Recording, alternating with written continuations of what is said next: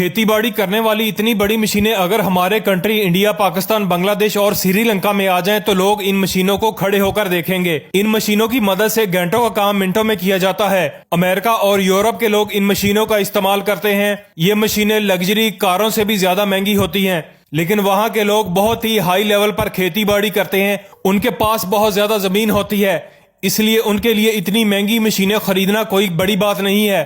अगर वो इतनी महंगी मशीनें खरीदते हैं तो वो इन मशीनों से काम भी लेते हैं और अपनी फसलों की पैदावार ज्यादा से ज्यादा लेकर उसको मार्केट में सेल करके बहुत सारा पैसा बनाते हैं। खेती बाड़ी के काम में उनके बच्चे भी बड़े शौक से हिस्सा लेते हैं, क्योंकि मशीनों की वजह से उनके काम में बहुत आसानी हो गई है। खेती बाड़ी करना भी एक मामूली सी बात बन गया है।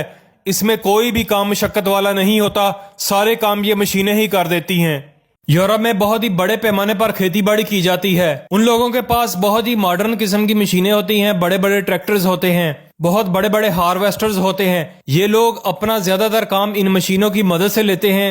ये लेबर बहुत ही कम इस्तेमाल करते हैं, क्योंकि इनके पास जमीन बहुत ज्यादा होती है और उनके पास टाइम कम होता है, तो इन्होंने कई महीनों का काम चंद दिनों में खत्म करना होता है। इसलिए ये इतनी बड़ी बड़ी मशीन का इस्तेमाल करते हैं। इनके पास जदीद किस्म के हार्वेस्टर हैं जो गंदम को काटने के बाद उनके बीज को अलग ट्राली में भर देते हैं। इसके अलावा कपास के लिए अलग एक हार्वेस्टर होता है जो कपास को इकट्ठा करने के साथ साथ इस कपास की बड़ी बड़ी बेल बना देता है।